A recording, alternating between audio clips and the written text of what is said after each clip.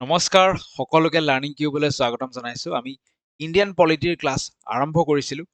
Part 1 part 2 শেষ কৰিছোঁ আৰু আজি পাৰ্ট 3 লৈকে আগবাঢ়িছোঁ। কোনোবাই যদি পাৰ্ট 1 আৰু 2 চোৱা নাই 3ৰ পৰা আৰম্ভ কৰিছে, তোমালোকেও ইয়াৰ পৰাই আৰম্ভ কৰা। এইটো শেষ কৰি লোৱা প্ৰথমতে, তাৰপিছত গৈ 1-2 লৈকে যাব পাৰিবা, একো অসুবিধা নহয়। ঠিক আছে, তো আজিৰ ভিডিঅ'টো অকণমান দীঘল কৰিম, ক্লাছটো অকণমান দীঘল কৰিম। তথাপিও যিহেতু সফলতা লাভ কৰিব লাগিব, ছাকচেছ লাভ কৰিব লাগিব আৰু ছাকচেছৰ কোনো শ্বৰ্টকাট নাই, সেইকাৰণে সেই কথাটো মাইণ্ডত ৰাখি যদিও ভিডিঅ' বা ক্লাছ দীঘল হ'ব, তোমালোকে শেষলৈকে চাবা বুলি মন বান্ধি লোৱা, মন স্থিৰ কৰি লোৱা মনটো। ঠিক আছে, বাকী নোটছ বিশেষ বনাব নালাগে, চাই যাওঁতে নোটছ বনাব নালাগে, চাই যাওঁতে বুজি যোৱা কি আছে কি নাই সেইবোৰ চাই যোৱা। যিসকলে গাইডবুক আমাৰ গাইডবুকখন পাৰ্চেছ কৰিছা, তোমালোকৰ লগততো ডাইৰেক্ট নোটছখিনি থাকিবই। গাইডবুকৰ পৰা পিছত নোটছ বনাই ল'ব পাৰিবা বা ডাইৰেক্ট ৰিভাইজ কৰি ল'ব পাৰিবা।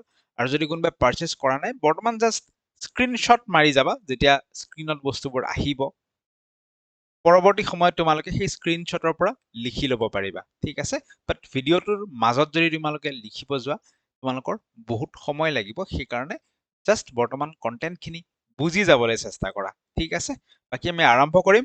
যিসকলে গম পোৱা নাই তেওঁলোকৰ কাৰণে লাৰ্ণিং কিউবৰ ফালৰ পৰা BEd এণ্ট্ৰেন্স 2026ৰ এখন গাইডবুক পাব্লিছ কৰি উলিওৱা হৈছে, মাষ্টাৰ গাইডবুক। PDF আকাৰে পাব, এইখন তোমালোকে পাবা। এইখন স্ক্ৰীনত যিটো নাম্বাৰ দিয়া আছে, নাম্বাৰটোত হোৱাটছএপ কৰিবা। 149 ৰুপিজত BEd এণ্ট্ৰেন্সৰ গোটেইখিনি চিলেবাছ লগত প্ৰিভিয়াছ ইয়াৰ কুৱেশ্যনছ এই গাইডবুকখনত তোমালোকে পাই যাবা। ঠিক আছে, কনচেপ্ট থাকিব, প্লাছ MCQ থাকিব, থিয়ৰী পৰ্শ্যন, MCQ পৰ্শ্যন গোটেইখিনি আছে। যি নহওক, আমি আৰম্ভ কৰিবলৈ লৈছোঁ আজিৰ ক্লাছটো। চেনেলটো ছাবস্ক্ৰাইব কৰা নাই যদি ছাবস্ক্ৰাইব এটা কৰিবা। আমি ইণ্ডিয়ান পলিটি আমাৰ গাইডবুকখনৰ পৰাই ডাইৰেক্টলি পঢ়ি আছোঁ, বেলেগ একো আমি কৰা নাই। যিসকলে পাৰ্ট 1 আৰু পাৰ্ট 2 চাইছে তেওঁলোকে গম পাব। পাৰ্ট 3 আজি শেষলৈকে তোমালোকে চাবা, কাৰণ শেষলৈকে চালে এই পাৰ্ট 3 যিটো ক্লাছ আমি কৰিম, এণ্টায়াৰ ক্লাছটোৰ শেষত এটা লিংক আছে। ঠিক আছে, শেষলৈকে চালে তোমালোকে সেই লিংকটো ধৰিব পাৰিবা, এটা ৱাও ফেক্টৰ এটা আহিব। যি নহওক, আৰম্ভ কৰিবলৈ লৈছোঁ। এইখন আমাৰ গাইডবুকখন এবাৰ দেখুৱাই লৈছোঁ নতুন ষ্টুডেণ্টসকলক। এইখন গাইডবুকখন আমাৰ গুৱাহাটী ইউনিভাৰ্চিটি আৰু লগতে অসমৰ আন প্ৰত্যেকখন ইউনিভাৰ্চিটিৰ কাৰণে এইখন উপযোগী চিলেবাছ ফ'ল' কৰা হৈছে। আমি কণ্টেণ্টটো অকণমান দেখুৱাই দিওঁ। ঠিক আছে, কণ্টেণ্ট দেখুৱাই দিওঁ। প্ৰথমতেতো ইয়াত আমি গুৱাহাটী ইউনিভাৰ্চিটিৰ চিলেবাছখন ইনক্লুড কৰি দিছোঁ, যাতে নেটত বেলেগকৈ বিচাৰি থাকিবলগীয়া নহয়। বুকখনতে আছে, ই বুক আকাৰে পাব্লিছ হৈছে বৰ্তমান। এয়া এডুকেশ্যন পৰ্শ্যন, এডুকেশ্যনৰ প্ৰত্যেকটো টপিক চিলেবাছত থকা, আৰু কিছু টপিক আছে যিসমূহ চিলেবাছত ডাইৰেক্টলি মেনশ্যন নাথাকে কিন্তু প্ৰশ্ন আহে। ঠিক আছে, যেনেকৈ স্বয়ম, সেই ধৰণৰ টপিকসমূহ, PM শ্ৰী স্কুলছ, সেই টপিকসমূহৰ কথা কৈছোঁ।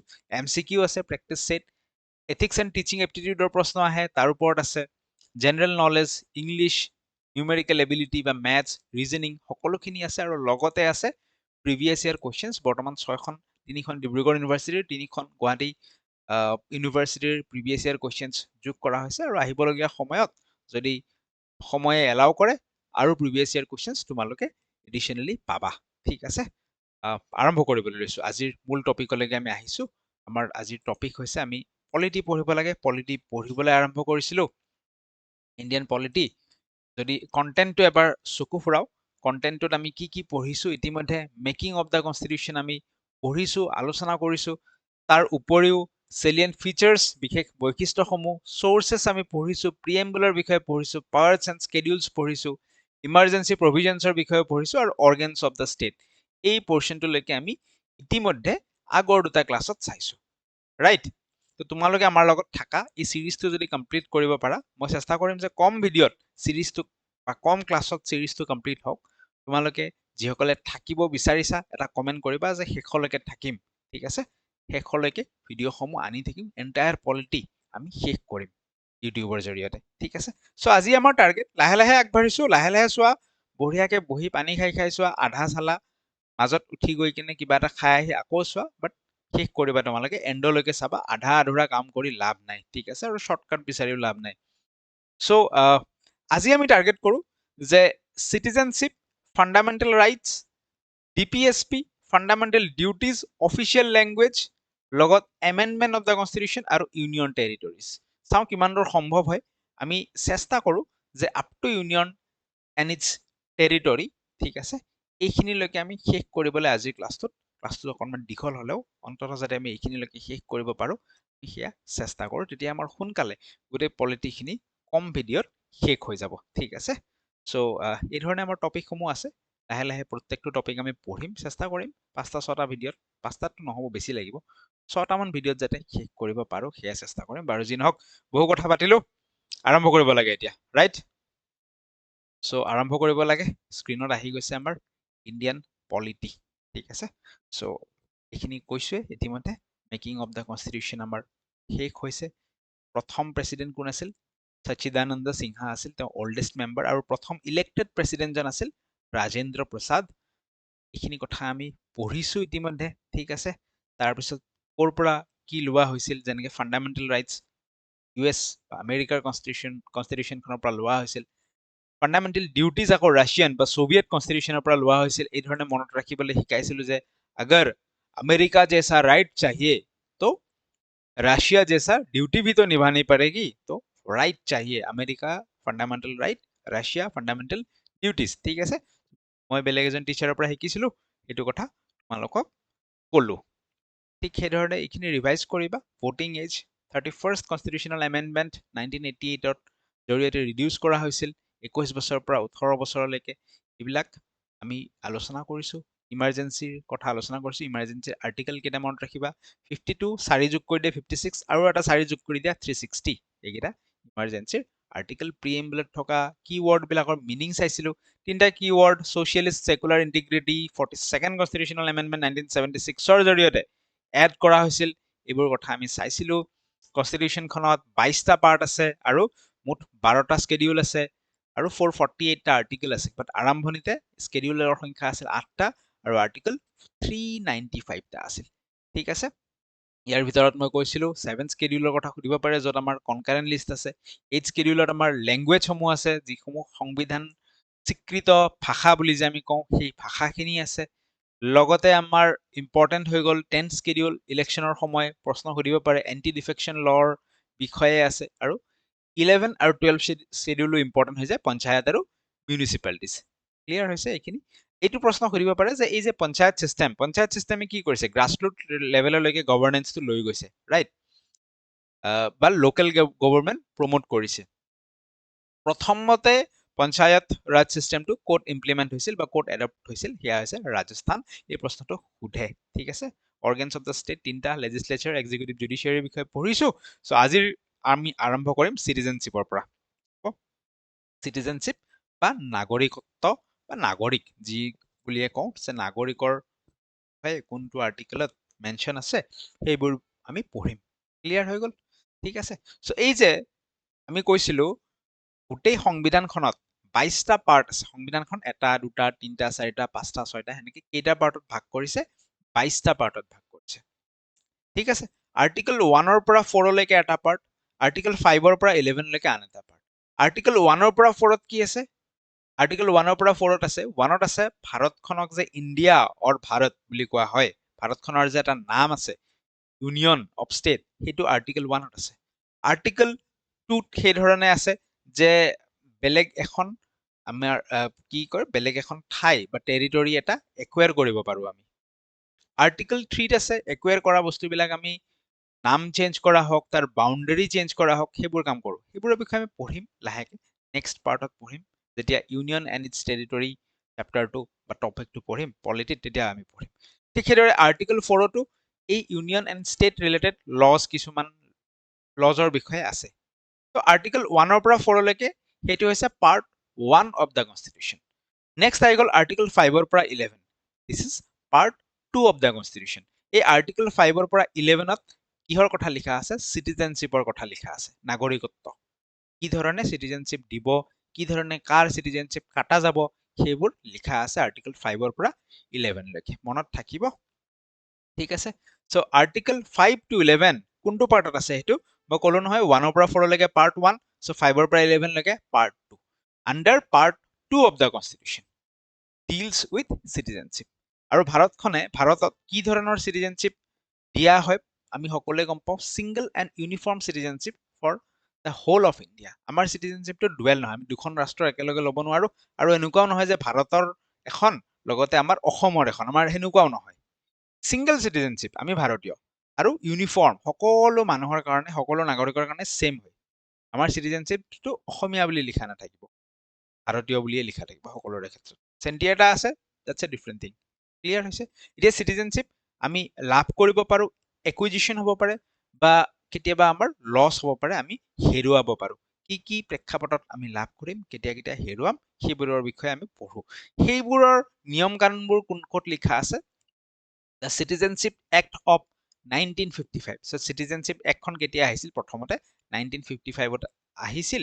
তাতেই লিখা আছে কি ধৰণে আমি চিটিজেনশ্বিপ লাভ কৰিম, acquisition and loss of citizenship, কি ধৰণে আমি হেৰুৱাম, কি ধৰণে লাভ কৰিম, সেয়া আমি চাই লওঁ। প্ৰথমটো হৈছে by birth. Persons born in India on or after 26 January 1950। ঠিক আছে, 26 জানুৱাৰী 1950ৰ পিছত যদি কোনোবাই জন্ম লাভ কৰে ভাৰতত, সি নিজে নিজে ভাৰতীয় চিটিজেন হৈ যাব। ঠিক আছে, নেক্সট কি কৈছে? নেক্সট কৈছে বাই ডিচেণ্ট। ডিচেণ্ট মানে কি? যে বাপেক ভাৰতীয় চিটিজেনশ্বিপ আছিল, তো ল'ৰাজন বা ছোৱালীজন যিটো নেক্সট সন্তান হ'ব, অট'মেটিকেলি বাই ডিচেণ্ট চিটিজেনশ্বিপ লাভ কৰিব। পাৰ্চন বৰ্ণ আউটচাইড ইণ্ডিয়া, এতিয়া চাওঁ, সন্তানটো যদি ভাৰতত জন্ম হয় সেইটো নিজে নিজে হ'বই, বাট যদি বাপেকজন ভাৰতীয় হয়, if the father is an Indian citizen, ঠিক আছে, আৰু সন্তানটো বাহিৰত, ভাৰতৰ বাহিৰতো জন্ম লাভ কৰিছে, যদি বাপেকজন ফাদাৰজন ইণ্ডিয়ান চিটিজেন হয়, তেতিয়া বাই ডিচেণ্ট ইণ্ডিয়ান চিটিজেনশ্বিপ লাভ কৰিব। ঠিক আছে, অলপ অলপ মনত ৰাখি গ'লে হ'ল, একদম মুখস্থ কৰি বহুত কষ্ট কৰিব নালাগে।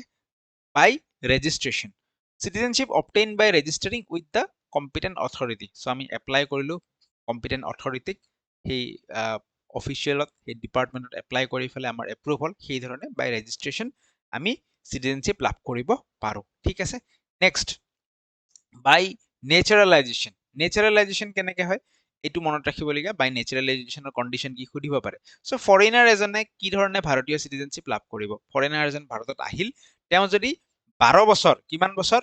12 বছৰ, 12 ইয়াৰ্ছ যদি ভাৰতত থাকে, তেতিয়াহ'লে তেওঁ এপ্লাই কৰিব পাৰিব যে মোক ভাৰতীয় চিটিজেনশ্বিপ দিয়ক, মই 12 বছৰ ভাৰতত থাকিলোঁ। তাৰপিছত যদি তেওঁ ফৰেইনাৰজনে চিটিজেনশ্বিপটো লাভ কৰে, দেট ইজ বাই নেচাৰেলাইজেশ্যন। ঠিক আছে, foreigner can apply to the government of India to become a citizen. Clear হৈছে? আৰু থাৰ্ডটো হৈছে বাই ইনকৰ্পৰেশ্যন অফ টেৰিটৰী। এতিয়া ভাৰতে যুদ্ধ লাগি পেলাই, লেট আছ ছাপ'জ পাকিস্তানৰ এটা অংশ ইনকৰ্পৰেট কৰি ল'ল, নিজৰ মাজত সোমাই ল'ল, তো সেই এৰিয়াটোৰ যিখিনি মানুহ হ'ব, সেইখিনি অট'মেটিকেলি ভাৰতীয় চিটিজেন হৈ যাব। ঠিক আছে, যি ধৰণে আমি ছিকিমৰটোতো যুদ্ধ নাছিল, বাট ৰেফাৰেণ্ডাম আছিল। ছিকিমখন আগত ভাৰতৰ পাৰ্ট নাছিল, বাট পিছত ভাৰতৰ লগত সংযোজন কৰা হ'ল। তো যেতিয়া সংযোজন কৰা হ'ল, ছিকিমৰ গোটেই মানুহখিনি অট'মেটিকেলি কি হৈ গ'ল? ভাৰতীয় হৈ গ'ল। চ' এই ধৰণে এই 5টা উপায়ে আমি চিটিজেনশ্বিপ লাভ কৰিব পাৰোঁ। কিন্তু আমি হেৰুৱাবও পাৰোঁ, যদি আমি ঠিক কাম নকৰোঁ, আমি হেৰুৱাবও পাৰোঁ। কি ধৰণে হেৰুৱাম? প্ৰথম কথা হৈছে বাই ৰিনাউন্সিয়েশ্যন। ৰিনাউন্সিয়েশ্যন মানে কি? যে চিটিজেনজনে যদি ভলেণ্টাৰীলি গিভছ আপ ইণ্ডিয়ান চিটিজেনশ্বিপ, তো মই বিদেশত গ'লো, মই ইণ্ডিয়ান গভৰ্ণমেণ্টক লিখি দিলোঁ যে মোক আৰু ইণ্ডিয়ান চিটিজেনশ্বিপ নালাগে। চ' দেট ইজ বাই ৰিনাউন্সিয়েশ্যন, ভলেণ্টাৰী, মই নিজে ইচ্ছাকৃতভাৱে। ক্লিয়াৰ হৈছে? বাই টাৰ্মিনেশ্যন। বাই টাৰ্মিনেশ্যনটো কি? আকৌ মই বিদেশত গ'লো, মই বেলেগ এখন দেশৰ চিটিজেনশ্বিপ একুৱায়াৰ কৰিলোঁ। চ' ইণ্ডিয়াইটো ডুৱেল চিটিজেনশ্বিপ নিদিয়ে, এপ্ৰুভ নকৰে। চ' মই যেতিয়া বেলেগৰ চিটিজেনশ্বিপটো একুৱায়াৰ কৰিম, অট'মেটিকেলি মোৰ ইণ্ডিয়ান চিটিজেনশ্বিপটো টাৰ্মিনেট হৈ যাব, মোৰ কাটা যাব। ঠিক আছে, বাই টাৰ্মিনেশ্যন। Third is by ডিপ্ৰাইভেশ্যন। ডিপ্ৰাইভেশ্যন মানে কি? মই যদি কিবা বেয়া কাম কৰোঁ, ইলিগেল কাম কৰোঁ, ফ্ৰড কৰোঁ, ঠিক আছে, ফ্ৰড কৰোঁ, কিবা টেৰৰিষ্ট এক্টিভিটি কৰোঁ, ঠিক আছে, মই যদি ইনেমিক হেল্প কৰোঁ ডিউৰিং ৱাৰ, তেতিয়াহ'লে কি হ'ব? মই গাদ্দাৰী কৰাৰ নিচিনা হ'ল ন? গাদ্দাৰী কৰিলে চৰকাৰে কি কৰিব পাৰে? মোৰ চিটিজেনশ্বিপটো কাটি দিব পাৰে। Clear? That is by deprivation. Deprive কৰি দিলোঁ চিটিজেনশ্বিপ, তোমাৰ চিটিজেনশ্বিপটো মই কাঢ়ি ল'লোঁ। চ' এইখিনি আছিল চিটিজেনশ্বিপৰ মূল। ইয়াত মনত ৰাখিবলগীয়া কথা হৈছে যে আৰ্টিকল 5ৰ পৰা 11 আণ্ডাৰ পাৰ্ট 2 আৰু চিটিজেনশ্বিপ এক্ট অফ 1955, এইখিনি মেইন মাথাত ভৰাবলগীয়া কথা। বাকীখিনিতো আৰু বুজিবলগীয়া অলপ অলপ মনত থাকি যাব। যি নহওক, নেক্সট টপিকটোলৈকে আমি আগবাঢ়িব পাৰোঁ। That is our very very important topic, which is fundamental rights. Clear? Which is fundamental rights. Fundamental ৰাইটছৰ পৰা প্ৰশ্ন আহে। ঠিক আছে, অ'কে। চ' পাৰ্ট 1ৰ কথা ডিছকাছ কৰিছিলোঁ, মনত আছেনে? পাৰ্ট 1ত কি কৈছিলোঁ? যে ইণ্ডিয়া এণ্ড ইটছ বা ইউনিয়ন এণ্ড ইটছ টেৰিটৰী মানে আমাৰ ষ্টেটবিলাকৰ কথা প্ৰথম আৰ্টিকেল 1ৰ কথা কৈছিলো য'ত আমাক ভাৰতখনৰ বা ইউনিয়নখনৰ নাম কোৱা হৈছিল যে ইণ্ডিয়া আৰু ভাৰত বুলি লিখা আছে আৰ্টিকেল 2ত আমি বেলেগ এখন টেৰিটৰী এটা একুৱায়াৰ কৰিব পাৰো আৰ্টিকেল 3ত ষ্টেটখিনিৰ আমি বাউণ্ডেৰীবোৰ চেঞ্জ কৰিব পাৰো ষ্টেটৰ নাম চেঞ্জ কৰিব পাৰো ৰিচেণ্টলি কেৰেলাম বুলি ক'ব এনেকুৱা এটা নিউজ আহিছিল আমি দেখি আছো নাম চেঞ্জ কৰা ষ্টেটৰ কৈছো চিটিৰ নাম চেঞ্জ কৰাটো বেলেগ হৈ যাব আৰ্টিকেল 4ত সেই আৰ্টিকেল 2 আৰু 3ৰ ৰিলেটেড ল ৰুল সেইবিলাক কিছু কথা লিখা আছে চ' আৰ্টিকেল 1ৰ পৰা 4লৈকে that is part 1 about the state বা about the union and its territory article 5 to 11 is part 2 of the constitution and this is about citizenship article 5 to 11 next we are moving to part 3 of the constitution part 3 কোন আছে fundamental rights আছে part 3 কোন আছে fundamental rights আছে citizenship part কত শেষ হৈছিল part 2 শেষ হৈছিল 11 নম্বৰ আৰ্টিকেলত সো 12 নম্বৰ আৰ্টিকেলৰ পৰা ষ্টাৰ্ট হৈ যাব পাৰ্ট 3 ক্লিয়াৰ হৈছে 12 নম্বৰৰ পৰা 35 নম্বৰ আৰ্টিকেল লৈকে পাৰ্ট 3 পাৰ্ট 3 কিমানখিনি আৰ্টিকেল 12 ৰ পৰা 35 এই 12 ৰ পৰা 35 ৰ ভিতৰত ইয়াৰ ভিতৰত 14 ৰ পৰা 32 লৈকে আমাৰ ফান্ডামেন্টাল ৰাইটস খিনি সোমাই আছে হ'ব The fundamental rights code আছে এখিনি are enriched in part 3 part 3 article 12 পৰা 35 লৈকে আছে but actual যোনখিনি আমি fundamental rights বুলি কওঁ যাক সেইখিনি আছে আমাৰ article 14 ৰ পৰা 32 of the constitution from article 14 to 32 so fundamental rights ৰ article কৰ পৰা কলৈকে আছে বুলি ক'লে 14 ৰ পৰা 32 14 ৰ পৰা 32 আৰু entire part 3 ক'ত আছে বুলি ক'লে 12 ৰ পৰা 35 এই যে এক্সট্ৰা আছে পাৰ্ট 3 12 আৰু 13 যোনখিনি ফান্ডামেন্টাল ৰাইটছৰ পাৰ্ট নহয় সেইখিনিত কি লিখা আছে সেইখিনিত কিছুমান নিয়ম লিখা আছে যেনেকৈ এতিয়া আৰ্মি যদি হয় ডিফেন্সৰ মানুহ হয় তাৰ কিছুমান ফান্ডামেন্টাল ৰাইটছ নাথাকিব এতিয়া আমাৰ এজ এ চিভিলিয়ান আমাৰ ফান্ডামেন্টাল ৰাইটছ থাকিব পাৰে বাট মই যদি ডিফেন্সৰ মানুহ এজনক পুৰা ফান্ডামেন্টাল ৰাইট দি দিওঁ তাৰ যি মন যায় সি এক্সপ্ৰেছ কৰিব পাৰে সি এছ'চিয়েশ্যন বনাব পাৰে কিবা পাৰে কিছুমান খেলি মেলি সৃষ্টি হ'ব পাৰে সেইকাৰণে কিছু মানুহৰ ফান্ডামেন্টাল ৰাইটছ কিছু কিছু ক্ষেত্ৰত নাথাকে ঠিক আছে ফান্ডামেন্টাল ৰাইটস খনক কি বুলি কোৱা হয় this part 3 of the constitution is rightly described as the magna carta of india now what is magna carta মানে হৈছে ব্ৰিটেইনত কি এটা হৈছিল কোনোবা এজন ৰজা আছিল ৰজাজনে এবাৰ মানুহখিনিক যোনখিনি শ্ৰমিক আছিল শ্ৰমিকখিনি আন্দোলন কৰিলে যে আমাৰ দেখোন একো ৰাইটছ নাই আমাৰ একো অধিকাৰেই নাই তো তেওঁলোকৰ কাৰণে কিছু অধিকাৰ আনিছিল কিছু নিয়ম কানুন আনিছিল অধিকাৰ ঠিক আছে নিয়মৰ জৰিয়তে সেই অধিকাৰখিনি তেওঁলোকক দিবলৈ চেষ্টা কৰা হৈছিল আৰু সেইটোক মেগনা কাৰ্টা বুলি কৈছিল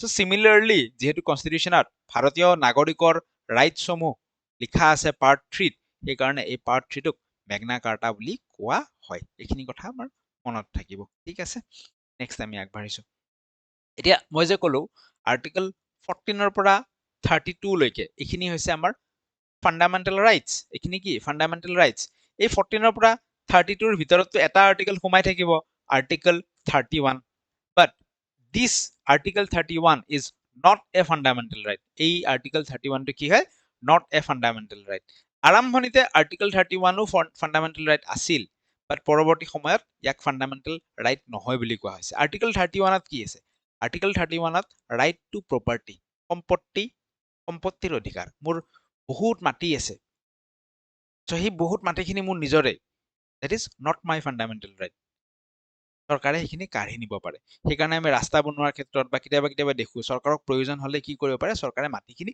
ল'ব পাৰে তাৰ কাৰণটো হৈছে right to property is not a fundamental right মই এটা ডাঙৰ বিল্ডিং বনালো বাট বিল্ডিংটোৱে কিবা বেলেগ প্ৰব্লেম সৃষ্টি কৰিছে এনভাইৰনমেন্টেল সেই বিল্ডিংটো যেহেতু এইটো মোৰ ফান্ডামেন্টাল ৰাইট নহয় যে তাক কোনো ভাঙিব নোৱাৰে যদি সোসাইটিৰ ওয়েলফেয়াৰ কৰা নাই প্ৰব্লেম সৃষ্টি কৰি আছে তাক ভাঙাও হ'ব পাৰে হয়তো this proves that right to property is not a fundamental ক'ত আছে এইটো লিখা ক'ত আছিল আৰ্টিকেল 31 ত আছিল পিছত কেতিয়া ইয়াক ৰিমুভ কৰা হ'ল 44th constitutional amendment act of 1978 ৰ জৰিয়তে right to property was removed a fundamental right হিচাপে ৰিমুভ কৰা হ'ল এই প্ৰশ্নটো খুধে ৰিমুভ কৰা হ'ল কিহৰ জৰিয়তে 44th constitutional amendment act 1978 ৰ জৰিয়তে আৰু ইয়াক শিফট কৰি ক'ত ৰাখা হ'ল ইয়াক শিফট কৰি ইয়াক আৰ্টিকেল 300 এটো হয় আৰ্টিকেল 308 ৰাখি দিয়া হ'ল আৰু ইয়াক লিগ্যাল ৰাইট হিচাপে লিগ্যাল ৰাইট মই যাব পাৰো কোৰ্টত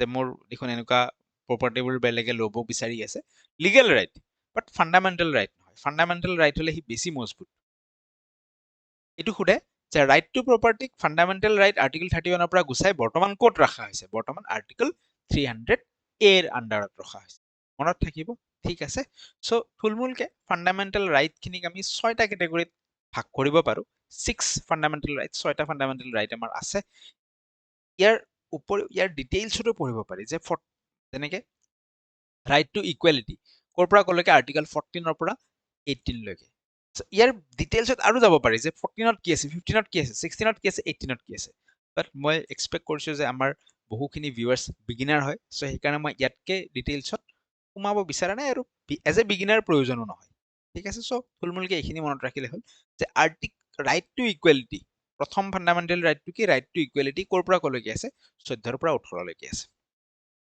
নেক্সট সুধিব পাৰে যে ৰাইট টু ফ্ৰীডম ক'ৰ পৰা ক'লৈকে আছে আৰ্টিকল 19 পৰা 22 লৈকে আছে ৰাইট এগেইনষ্ট এক্সপ্লয়টেশ্যন আৰ্টিকল 23 পৰা 23 আৰু 24 right to freedom of religion 25 পৰা 28 লৈকে আছে কালচাৰেল এণ্ড এডুকেশ্যনেল ৰাইট আছে 29 পৰা 30 আৰু right to constitutional remedies this is very very important এইটো প্ৰশ্ন বাৰে বাৰে সোধে ক'ত আছে আৰ্টিকল 32 আছে ৰাইট টু কনষ্টিটিউচনেল ৰেমেডি ক'ত আছে আৰ্টিকল 32 বৰ্তমান এইখিনি মনত ৰাখা প্ৰয়োজন হ'লে পিছত সেপাৰেটলি ফাণ্ডামেণ্টেল ৰাইটছ বুলি আমি এটা ক্লাছ ল'ম তাতে আমি ফাৰ্দাৰ ডিটেইলছত যাম যে 14ত কি আছে 15ত কি আছে 16ত কি আছে এই ধৰণে বাট বৰ্তমান থুলমূলকে কেটেগৰাইজেশ্যনটো মনত ৰাখিলে হ'ল আৰু লাষ্টৰটো মনত ৰাখিবা যে ৰাইট টু কনষ্টিটিউচনেল ৰেমেডিজ ক'ত আছে article 32 what is right to constitutional remedy এই ওপৰৰ ৰাইট কেইটা যদি ভায়োলেশ্যন হয় তাৰ কাৰণেও মোৰ লগত এটা ফাণ্ডামেণ্টেল ৰাইট আছে যিটো লৈ কিনে মই কোৰ্টত যাব পাৰো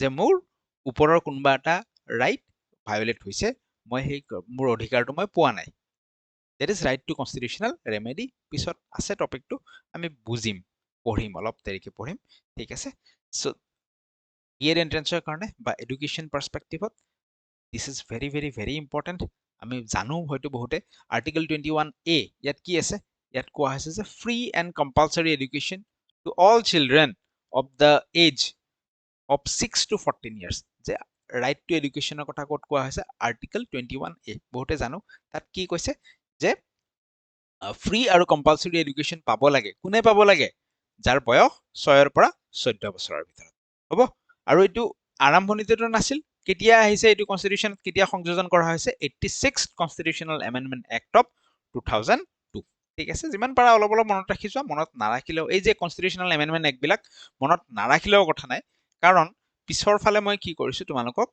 লিষ্ট আকাৰে মই অলপ দেখুৱাই দিওঁ বাৰু পিছৰ ফালে কি কৰিছো তোমালোকৰ কাৰণে যে লিষ্ট আকাৰে এই কনষ্টিটিউচনেল এমেণ্ডমেণ্ট এক্টখিনি মই ভৰাই দিছো অলপমান দেখুৱাই দিওঁ ৰবা আহিলোৱে যিহেতু স্ক্ৰল কৰি ফেলে ঠিক আছে সো এয়া ইম্পৰ্টেণ্ট কনষ্টিটিউচনেল এমেণ্ডমেণ্টছ সো যোনবোৰ important first then 25th 42nd 44th 52nd 61 73 সব দিয়া নাই 61 পৰা দেখিছা 73 74 জাপ মাৰিছো 74 পৰা ডাইৰেক্ট জাপ মাৰিছো 86 86 পৰা ডাইৰেক্ট জাপ মাৰিছো 91 92 92 পৰা ডাইৰেক্ট 100ত জাপ মাৰিছো সব দিয়া নাই অনলি ইম্পৰ্টেণ্ট যিখিনি আছে সেইখিনি ইনক্লুড কৰা হৈছে ঠিক আছে বাৰু যি নহওক আমি ঘূৰি যাম তালৈকে আকৌ চাই আছে নে ক্লাছ কেনেকুৱা লাগিছে কমেণ্ট কৰিবা মাজে মাজে ঘূৰি যাওঁ আমি তালৈকে য'ত আছিলো ওকে সো আমি এই পোৰ্শনটোত আছিলো হ'ব আৰ্টিকল 21A আমাৰ অতিকৈ প্ৰয়োজনীয় ৰাইট টু এডুকেশ্যন ইনক্লুডেড হৈছে তাতে next is right to constitutional remedies very very important article 32 right to constitutional remedies কি হয় অলপ আগত আলোচনা কৰিলো মোৰ সাপোজ মই ৰাইট টু এডুকেশ্যন পাব লাগিছিল মই পোৱা নাই কাৰ ওচৰত যাম কোৰ্টৰ ওচৰত যাম কোৰ্টত গৈ ফেলে মই আৰ্টিকল 32ৰ আণ্ডাৰত কোৰ্টে মোক এখন কি দিব মোক নিদিয়ে বাট কোৰ্টে এখন মই এখন ৰিট পেটিশ্যন ফাইল কৰিম মই কি কৰিম এখন ৰিট পেটিশ্যন ফাইল কৰিম ৰিট পেটিশ্যন নাম শুনিছা চাগে হয় ৰিট পেটিশ্যন মানে কি ৰিট মানে হৈছে অৰ্ডাৰ ৰিট মানে কি ৰিট মানে অৰ্ডাৰ ৰিট পেটিশ্যন মানে হৈছে মই কোৰ্টক ৰিকুৱেষ্ট কৰিম যে কোৰ্ট মহাশয় বা মাই লৰ্ড যি কয় আপুনি মোক অমুকে ৰাইট টু এডুকেশ্যন ফাণ্ডামেণ্টেল ৰাইটৰ পৰা মোক অমুকে বঞ্চিত কৰিছে, তেওঁৰ এগেইনষ্টে আপুনি এখন অৰ্ডাৰ ইছ্যু কৰক। ৰিট পেটিশ্যন, মই ৰিকুৱেষ্ট কৰিম, মই পেটিশ্যন দিম যে আপুনি ৰিট এখন ইছ্যু কৰক। কোৰ্টে ৰিট ইছ্যু কৰিব। ৰিট ইছ্যু কৰা মানে হৈছে কোৰ্টে অৰ্ডাৰ ইছ্যু কৰিব। ছাপ'জ সেই ডিষ্ট্ৰিক্টখনৰ কাৰ এগেইনষ্টে অৰ্ডাৰ ইছ্যু কৰিব? সেই ডিষ্ট্ৰিক্টখনত কোনোবা থাকিব পাৰে, ইনস্পেক্টৰ অফ স্কুল, তেওঁৰ এগেইনষ্টে ইছ্যু কৰিব। মন্ত্ৰীজনৰ এগেইনষ্টে ইছ্যু কৰিব পাৰে। জেনেৰেলি মন্ত্ৰীৰ এগেইনষ্টে নকৰে, বাট যোনখিনি বিউৰ'ক্ৰেটছ আছে, বিউৰ'ক্ৰেটছসকল IAS খিনি আছে ন, অফিচাৰ্ছখিনি সেই ডিপাৰ্টমেণ্টৰ, তেওঁলোকৰ এগেইনষ্টে কি কৰিব পাৰে? ৰিট ইছ্যু কৰিব পাৰে, মানে অৰ্ডাৰ ইছ্যু কৰিব পাৰে, তুমি এওঁক এই কামটোৰ পৰা কিয় বঞ্চিত কৰিলা, ঠিক কৰা এতিয়া। চ' এই ৰিট ইছ্যু কৰাৰ পাঁচ ধৰণৰ ৰিট আছে। কেই ধৰণৰ ৰিট? 5 ধৰণৰ ৰিট আছে। Very very important for examination, চাবা পৰীক্ষাত আহিব। ঠিক আছে, 5 ধৰণৰ ৰিট আছে। কি কি ৰিট? কি কি ৰিট? দেৰ আৰ 5 কাইণ্ডছ অফ, মানে ৰিট মানে মনত ৰাখিবা অৰ্ডাৰ। 5 ধৰণৰ অৰ্ডাৰ আছে। কি কি অৰ্ডাৰ? প্ৰথম অৰ্ডাৰটো habeas corpus. Habeas corpus. Habeas কৰ্পাছৰ মিনিং কি? হেবেছ কৰ্পাছৰ মিনিং হৈছে এনেকে মনত ৰাখা, to have the body, to এই যে produce the body, to have the body, to have the body. তাৰ মানে কি? পুলিচে এজন মানুহক উঠাই লৈ গ'ল, পুলিচে এজন মানুহক উঠাই লৈ গ'ল, আমাৰ গাঁৱৰ ল'ৰা এজনক উঠাই লৈ গ'ল। এতিয়া পুলিচেতো তাক অত্যাচাৰ কৰিব পাৰে ন? সেইকাৰণে সংবিধানত এই মানুহক এই অধিকাৰটো দি থৈ দিছে যে আমি কোৰ্টত যাব পাৰো, কোৰ্টক গৈ ৰিট পেটিশ্যন ফাইল কৰিব পাৰো যে কোৰ্ট মহাশয় আপুনি হেবেছ কৰ্পাছ ৰিটটো ইছ্যু কৰি দিয়ক। চ' কোৰ্টে হেবেছ কৰ্পাছ বুলি ৰিট এটা ইছ্যু কৰি দিব। মানে কি? Produce the body. এই যে তুমি ল'ৰাজনক উঠাইছিলা, মোৰ ওচৰত আনা ল'ৰাজনক, 24 ঘণ্টাৰ ভিতৰত ল'ৰাজনক মোৰ ওচৰত আনা। তেতিয়া কি হ'ব? পুলিচেতো ল'ৰাজনক চাহি চালামত বুলি যে কয়, চাহি চালামত লৈ আহিব লাগিব, ঠিক থাকে। তাৰমানে কি? যদি কোৰ্টৰ সেই অৰ্ডাৰটো নাথাকিলে হয় যে ল'ৰাজনক লৈ আহা, সেইটো যদি কোৱাৰ অধিকাৰটো নাথাকিলে হয়, পুলিচেতো থানাত গৈ ল'ৰাটোক বিনা দোষত হ'লেও পিটি থাকিলে হয়। বাট যেতিয়া এই বস্তুটো আহি গ'ল, ল'ৰাজনক মোৰ ওচৰত 24 ঘণ্টাৰ আগত লৈ আহিব লাগিব, চাহি চালামত মোক দেখাব লাগিব। চ' পুলিচসকলে যিটো অনাহক অত্যাচাৰ বুলি কয় থানাত, সেইটো কৰিব নোৱাৰিব। ক্লিয়াৰ হৈ গ'ল? দিছ ইজ হেবেছ কৰ্পাছ, মানে to have the body. Clear? Next writ is mandamus. এই মিনিংবিলাক সোধে। মেণ্ডামাছৰ মিনিং হৈছে উই কমাণ্ড। উই কমাণ্ড মানে কি? মই অৰ্ডাৰ দিছো, মই অৰ্ডাৰ দিছো, কোৰ্টে অৰ্ডাৰ দিছে। কাক অৰ্ডাৰ দিব? কোৰ্টে কাক অৰ্ডাৰ দিব মেণ্ডামাছত? Court orders a public authority to perform its official duty. এই যে মই অলপ আগত ক'লো, ছাপ'জ মই ৰাইট টু এডুকেশ্যনৰ পৰা বঞ্চিত হৈছো, চ' কোৰ্টে কি কৰিব? পাব্লিক অথৰিটি, পাব্লিক অথৰিটি মানে কোন? চাৰ্ভেণ্ট, বিউৰ'ক্ৰেটছ, IAS খিনি হ'ব পাৰে, তেওঁলোকক কি কৰিব? সেই ডিপাৰ্টমেণ্টৰ যিজন মুৰব্বী, তাক মেণ্ডামাছ দিব, উই কমাণ্ড, তাক অৰ্ডাৰ দিব যে এই কামটো কৰা। আমাৰ কিবা যদি অধিকাৰ বঞ্চিত হয়, তাক অৰ্ডাৰ দিব এই কামটো কৰা। যে অমুক গাঁৱৰ ল'ৰাকেইজনে ৰাইট টু এডুকেশ্যন পোৱা নাই, তাত এখন স্কুল স্থাপন কৰা, বা ৰাইট টু এডুকেশ্যনৰ প্ৰভিজনসমূহ তাত ইমপ্লিমেণ্ট কৰা, অৰ্ডাৰ দিব পাৰিব কোৰ্টে। That is we command, mandamus. Clear? Next prohibition. এই গোটেইবোৰ ইম্পৰ্টেণ্ট হা। প্ৰহিবিশ্যন, প্ৰহিবিশ্যনত কি হয়? Higher court orders a lower court or tribunal to stop proceeding beyond its জুৰিছডিকশ্যন।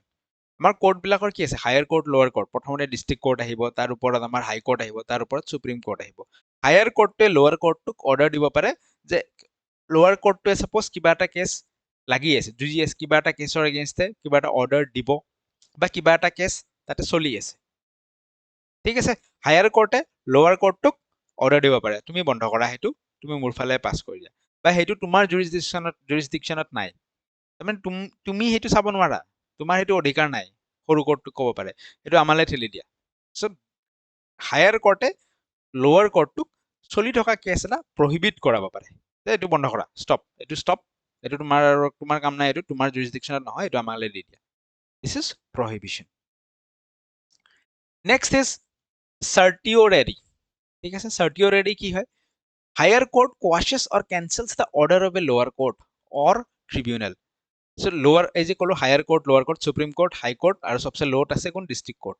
District court বা হাই কোৰ্টে কিবা এটা অৰ্ডাৰ দিছে অমুকক পানিছমেণ্ট দিব লাগে পানিছমেণ্ট দিব নালাগে বাট হায়াৰ কোৰ্টে সুপ্ৰিম কোৰ্টে লোৱাৰ কোৰ্টক অৰ্ডাৰ দিব পাৰে বাদ দিয়া তুমি যিটো অৰ্ডাৰ দিছা তাক কেনচেল কৰা কোৱাছ কৰি দিয়া ফালি পেলাই দিয়া দিছ ইজ চাৰ্টিঅৰেৰি ক্লিয়াৰ হায়াৰ কোৰ্টে লোৱাৰ কোৰ্টক অৰ্ডাৰ দিব পাৰে যে দুই ধৰণৰ কি এইটো একদম ডিটেইলছত প্ৰশ্ন কৰে দুই ধৰণৰ এটা হৈছে প্ৰহিবিশ্যন মানে চলি থকা কেছটো এইটো কেছ চলি আছে ন বন্ধ কৰা ইয়াক তোমাৰ জুৰিছডিকশ্যনত নাই আনটো কি এই যে তুমি অৰ্ডাৰটো অলৰেডি দি দিলা মানে কেছটো শেষ হ'ল ন সেই অৰ্ডাৰটো তুমি ফালি পেলাই দিয়া সেইটো কেনচেল কৰা সেইটো কাম নাই ক্লিয়াৰ হৈছে ঠিক আছে and finally quo warranto what is quo warranto quo warranto is by what authority এতিয়া এটা বস্তু চাওঁ যে সব বিউৰ'ক্ৰেটছৰ কি আছে নিজা নিজা ডিপাৰ্টমেণ্ট আছে সাপ'জ এজন বিউৰ'ক্ৰেটছ তেওঁ আই এছ ডাঙৰ অফিচাৰ তেওঁৰ কিবা এটা ডিপাৰ্টমেণ্ট আছে বেলেগ এজন বিউৰ'ক্ৰেটছৰ বেলেগ এজন ডিপাৰ্টমেণ্ট আছে এই আই এছ জনে কি কৰিলে এইটো ডিপাৰ্টমেণ্টৰ মানুহজনক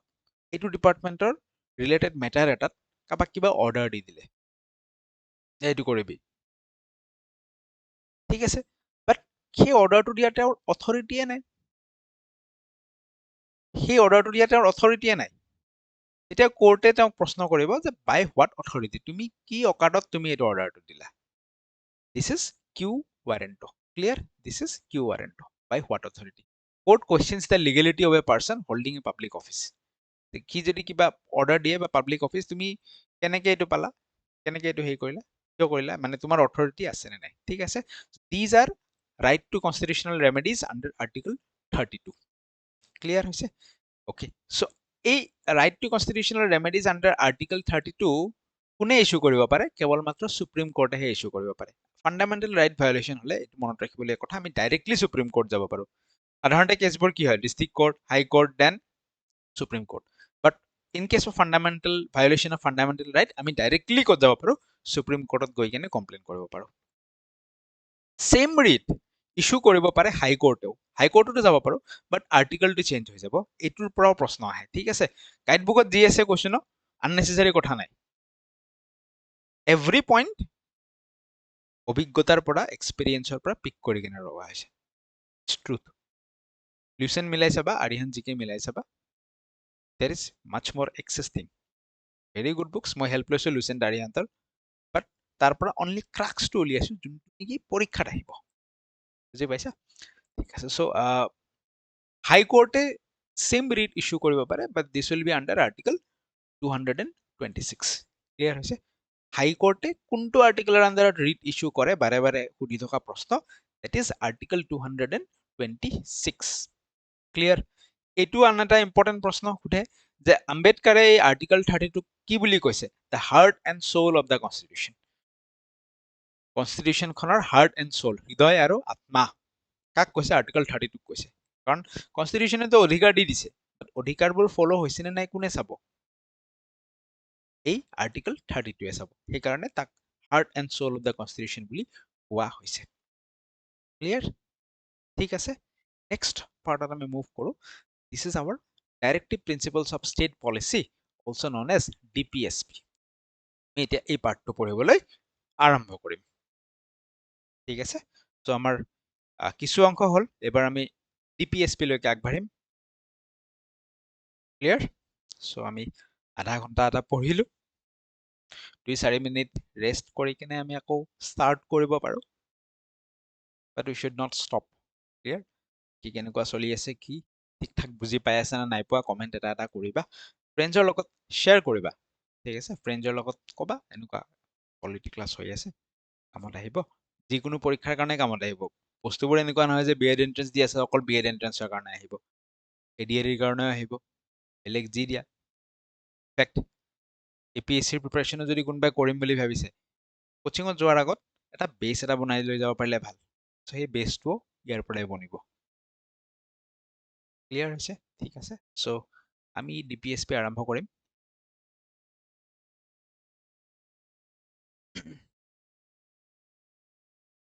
So what is DPSP? Directive Principles of State Policy. Principles of State. ঠিক আছে policy এটা লগাই দিয়া Directive Principle of State Policy.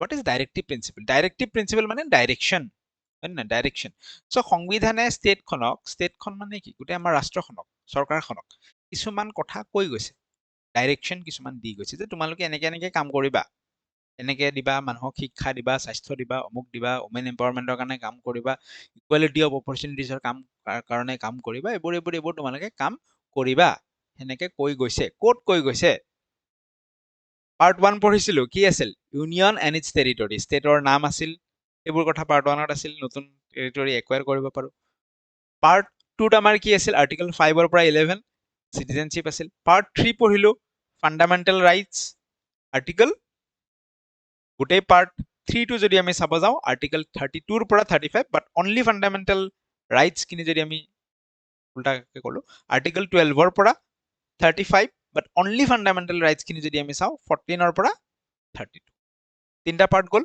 4 number পাৰ্টত আমাৰ কি লিখা আছে ডিপিএসপি লিখা আছে ফান্ডামেন্টাল ৰাইটস খিনি কোৱা হয় জাস্টিসিয়েবল ভায়োলেশন হলে আমি কোৰ্টত যাব পাৰো বাট তাৰ ঠিক পিছতে পাৰ্ট 4ত যিখিনি কথা লিখা আছে এখিনি নন জাস্টিসিয়েবল মানে এই যে পাৰ্ট 4ত ডাইৰেক্টিভ প্ৰিন্সিপল বিলাক লিখা আছে ডাইৰেকশ্যন কিছুমান দিয়া আছে সিটিজেনৰ কাৰণে এনেকুৱা কৰিবা শিক্ষা দিবা স্বাস্থ্য দিবা অমুক দিবা তমুক দিবা ওমেন এম্পাৱাৰমেণ্ট দিবা কিবা দিবা এমপ্লয়মেণ্ট অপৰচুনিটি দিবা সেই কথাখিনি লৈ দিজ আৰ নন জাস্টিসিয়েবল তাৰমানে যদি চৰকাৰে আমাক দিয়া নাই আমি সেই পাৰ্টটো লৈ গৈ কিনে কোৰ্টত যাব নোৱাৰো যে এইখিনি আমাক চৰকাৰে দিয়া নাই বুলি এইখিনি জাষ্ট গাইডিং প্ৰিন্সিপলছ গাইডলাইনছ বা গাইডিং প্ৰিন্সিপলছ কি ধৰণে চৰকাৰখন চলিব লাগে মানুহৰ কাৰণে কি কৰিব লাগে অলপ লিখা আছে তাত কেৱল ঠিক আছে তো ডিপিএসপিজ আৰু what these are guidelines to the গভৰ্ণমেণ্টখনক কিছু গাইডলাইন দিছে যে তোমালোকে এনেকে চলা বাট নট মেণ্ডেটৰী ঠিক আছে যে চলিবই লাগিব এনেকুৱা কথা নহয়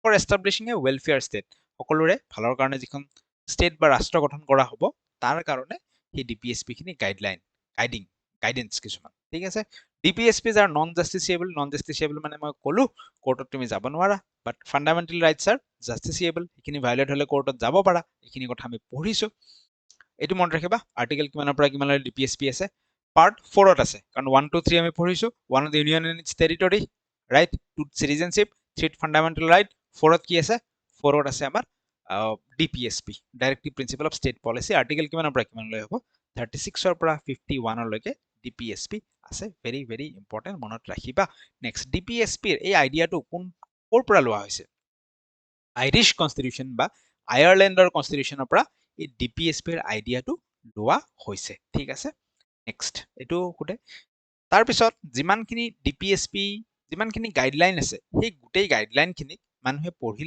পঢ়ি ফালে তিনটা কেটেগৰীত ভাগ কৰিলে যে কিছুমান প্ৰিন্সিপল গোটেই গাইডলাইনখিনি আমি নপঢ়ো গোটেই আৰ্টিকলছ বিলাক আমি নপঢ়ো কাৰণ আমি বিগিনাৰ ফ্ৰেণ্ডলি পঢ়ি আছো পিছত মোৰ ডিটেইলছত প্ৰয়োজন হলে ডিপিএসপিৰ ওপৰত ডিটেইল ভিডিঅ' এটাত আমি কি চাম গোটেইখিনি আৰ্টিকেল ৱাইজ আমি চাম বাট বৰ্তমানৰ কাৰণে আমাক এজ এ বিগিনাৰ ইমানখিনি প্ৰয়োজন নাই ঠিক আছে বেছ এটা বনাবলৈ সিমানখিনি প্ৰয়োজন বৰ্তমান নাই তো ডিপিএসপিত যিসমূহ আৰ্টিকেল আছে সেই আৰ্টিকেলসমূহক ছ'চিয়েলিষ্ট গান্ধীয়ান আৰু লিবাৰেল ইণ্টেলেকচুৱেল হিচাপে তিনিটা ভাগত ভাগ কৰিছে চ' আৰ্টিকেল 36 ৰ পৰা 51 লৈকেতো বহুতখিনি আমাৰ গাইডলাইন থাকিব ন 36 ৰ পৰা 51 কিমান সেইফালে 15 16টা মান গাইডলাইন আছে তাৰে কিছুমান ছ'চিয়েলিষ্ট এইখিনি ছ'চিয়েলিষ্ট সমাজৰ ভালৰ কাৰণে ইকুৱেলিটিৰ কাৰণে হেৰিৰ কাৰণে কিছুমান গান্ধীৰ যিবোৰ আইডিয়া আছিল যে পঢ়া শুনাবোৰ হাতে কামে হ'ব লাগে কিবা এমপ্লয়মেণ্ট হ'ব লাগে কিবা হ'ব লাগে এনেকুৱা বা এইটো কি কয় স্বদেশী সেইবোৰ আৰু কিছুমান লিবাৰেল ইণ্টেলেকচুৱেল আছিল মডাৰ্ণ থট